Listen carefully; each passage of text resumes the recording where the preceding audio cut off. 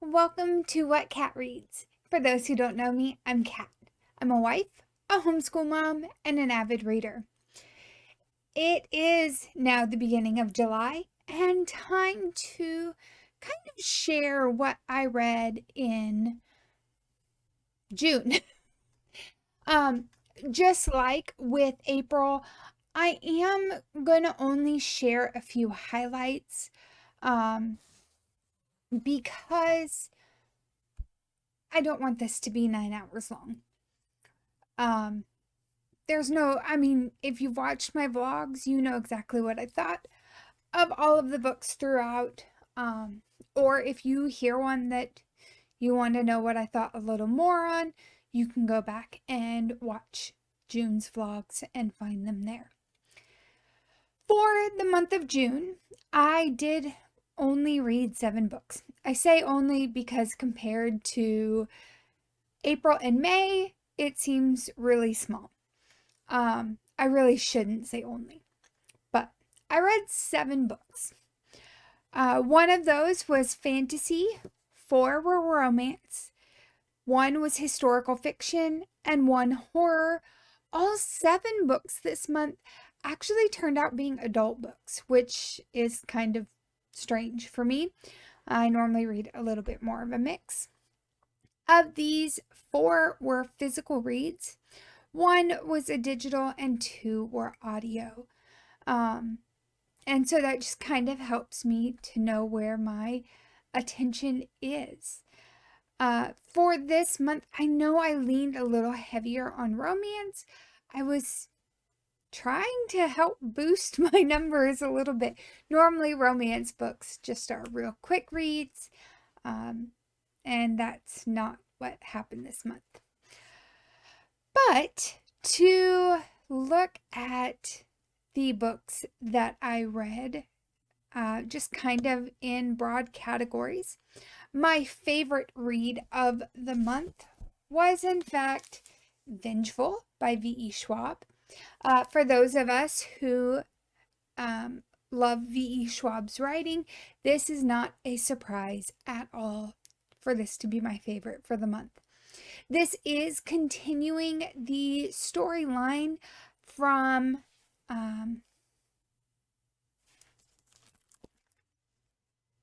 Vicious.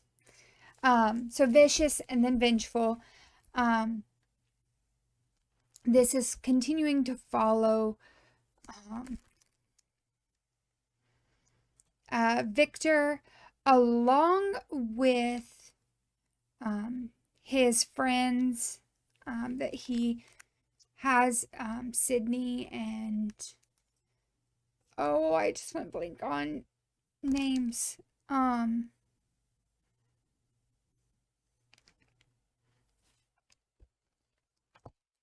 Let's see if I can flip real quick.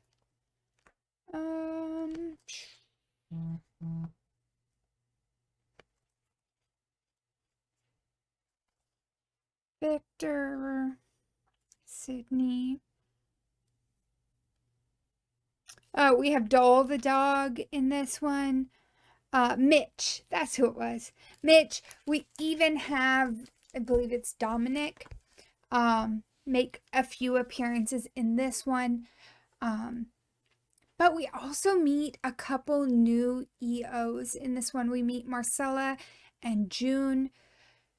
And so it's a little more of that bringing in new EOs and seeing how their power and that what becomes a power struggle between all of the characters in this one. This one again has a dual timeline beginning with I believe this one is a 5-year jump.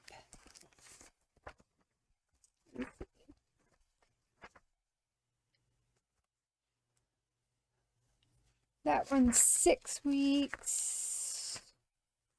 Okay, so 6 weeks, it looks like. So everything takes place pretty quick after the events of Vicious and continue on through this. I had a lot of fun with this. Like I said, And I loved going back to these characters and kind of having that um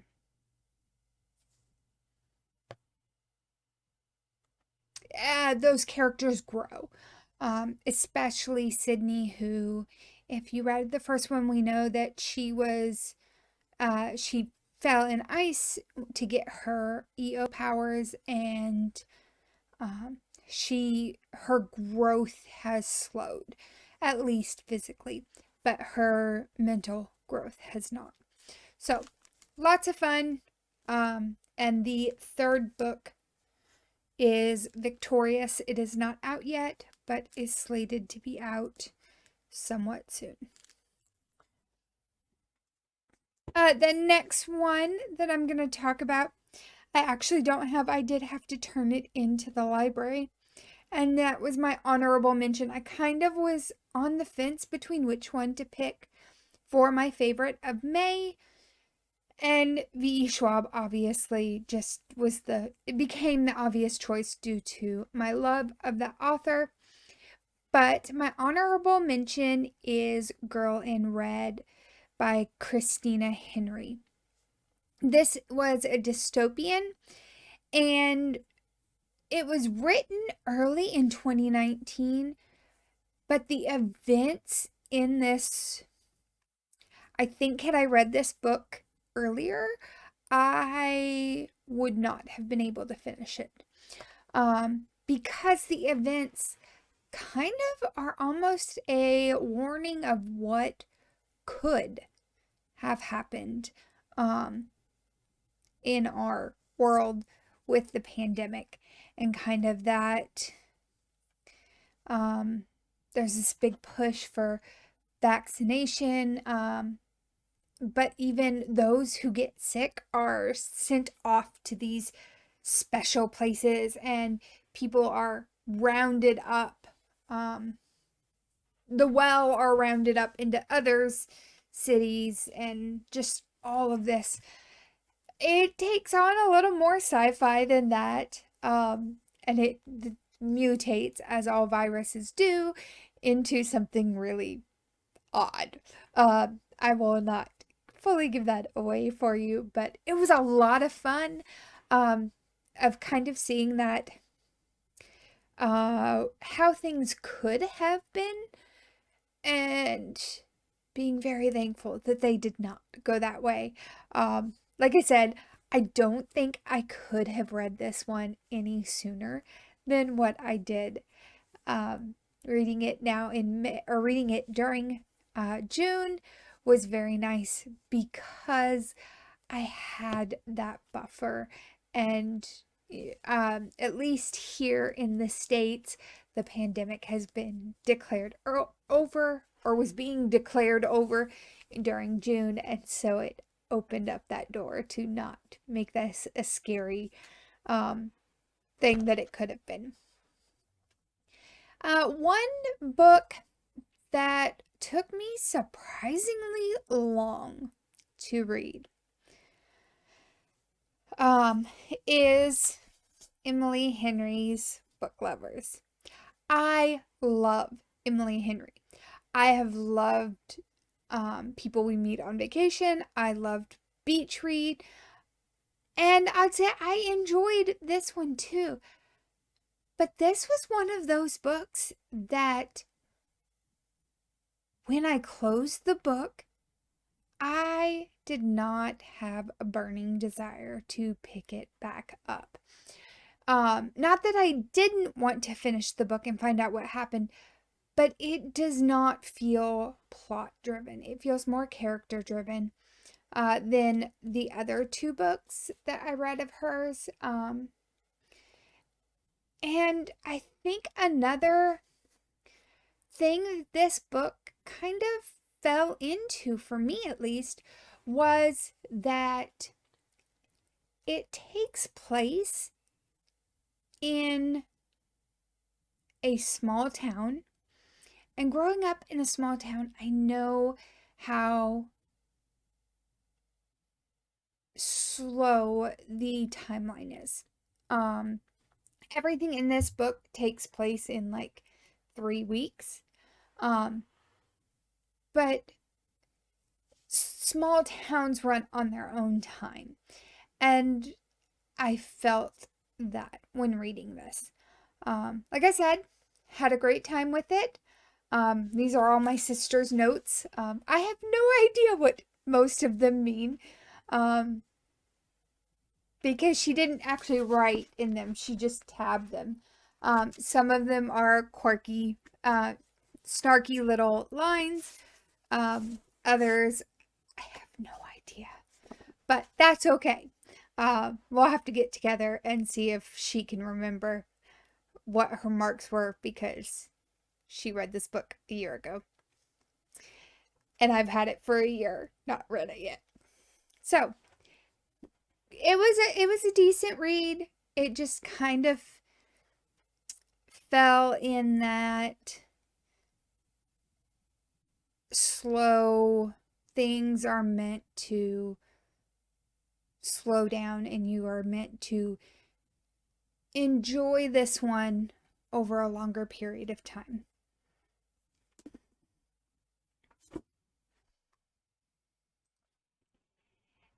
And for the last book that I'm going to talk about for this video, hopefully keeping us under 20 minutes, is my most surprising.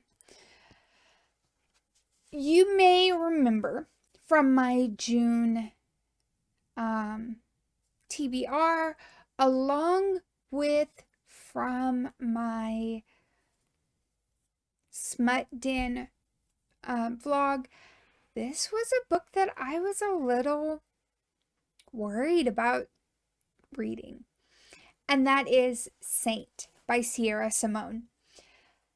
I loved Priest and Sinner. They were hands down like the Bellboys are our top tier favorite characters. And after reading Sinner, I was really concerned about continuing this series because of a misconception that I had with this book. I thought that this book was going to overlap with Sinner. And it does a little bit, but not as much as I thought it would.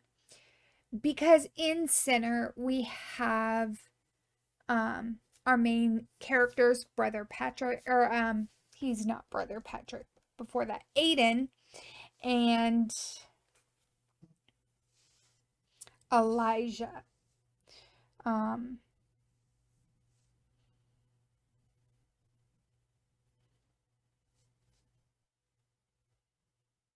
Yeah, Aiden and Elijah. I want to make sure I have the names right. We have Aiden and Elijah, and we see them dating kind of on the sly at the or throughout Sinner. And their relationship kind of comes out there at the end. But that's kind of as far as it goes at that time. With Saint, we actually pick up 5 years in the future for this one. And that was a total headspin for me at first. I started it and I'm like trying to figure out and piece together who this character or who the characters are. One reason that this was so surprising for me to enjoy as much as I did was it is a male-male romance. I don't read a lot of male-male romance, and the ones that I've read have not been the best ones out there. And it kind of turned me off from reading them. But Sierra Simone did an amazing job portraying this male-male romance between these two characters and bringing us along on Aiden's kind of self-reflection and his struggles um, with his life choices and why he has joined the monastery that he's at. So, great read. I had a wonderful time with it, and the audio was fantastic. And there you guys have it. There are 4, 5, 1, 2, 3, 4, 4 books that I read. 5 books that I had read out of the 7 during the month of June. One book that I did put on my TBR that I really was hoping to get to that I did not was Their Vicious Darling. This is by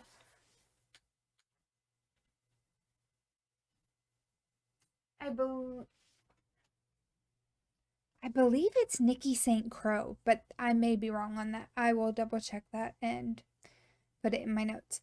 But I did not get to it. I ran out of time in the month. And so eventually I will continue on with that series. I enjoy seeing the spin on the